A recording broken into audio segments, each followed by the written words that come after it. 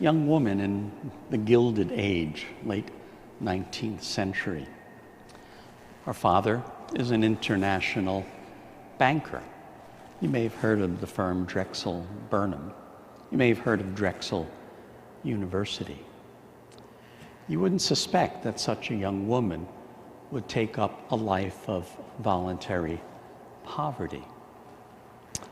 But if your mother opens your home to the poor 3 days each week, and you see your father spend a half an hour each evening in prayer, this is not an impossible jump. You might, like Katherine did, devote your life to the poor and give away millions. She was born in 1858, Philadelphia society.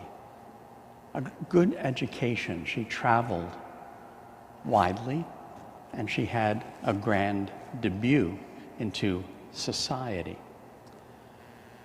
But still a young woman, she nursed her stepmother through a 3-year terminal illness. And she saw something. All the family's money could not buy safety from the pain of death. And her life took a profound turn from there. She was very moved by a book called A Century of Dishonor. It was about the plight of Native Americans. This stayed with her.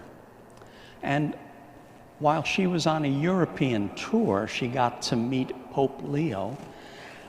She wanted to ask him to send missionaries to Wyoming for her friend, Bishop O'Connor. But Pope Leo looked at her and said, "Why don't you become a missionary?"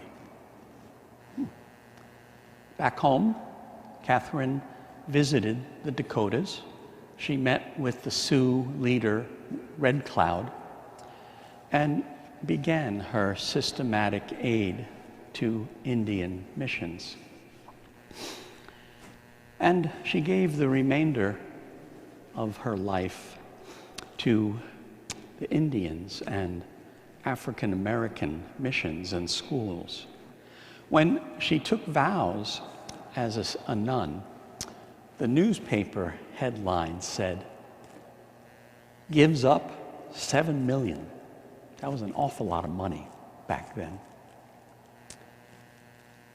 Mother Drexel, gathering sisters around her, Sisters of the Blessed Sacrament, they first opened a boarding school in Santa Fe, and by 1942, she had a system of Black Catholic schools in 13 states, 40 mission centers, 23 rural schools. Segregationists harassed her for her work. They even burnt a school in Pennsylvania. But Mother Katherine continued, and she established 50 missions for Indians across the West. Her crowning achievement was the founding of Xavier University in New Orleans. This was the first Catholic university for African Americans. Toward the end of her life, she was 77, Mother Drexel suffered a heart attack. She had to retire from active ministry. But was her ministry over? No. She lived another 20 years. Years of quiet, intense prayer from a small room overlooking the sanctuary. Small notebooks recorded her various prayers and ceaseless aspirations and meditations. She died at the age of 96 and was canonized a saint in the year 2000. I also want to say a brief word about the gospel today. Jesus is saying something very deep and heartfelt. He's talking about the need for him to suffer and die. And this is not the first time he has said this to his disciples. In fact, it's the third time. Were they listening? Well, Mrs. Zebedee, the mother of James and John, certainly was not. She had her own agenda. Oh, one of my sons will sit at your right hand and one at your left.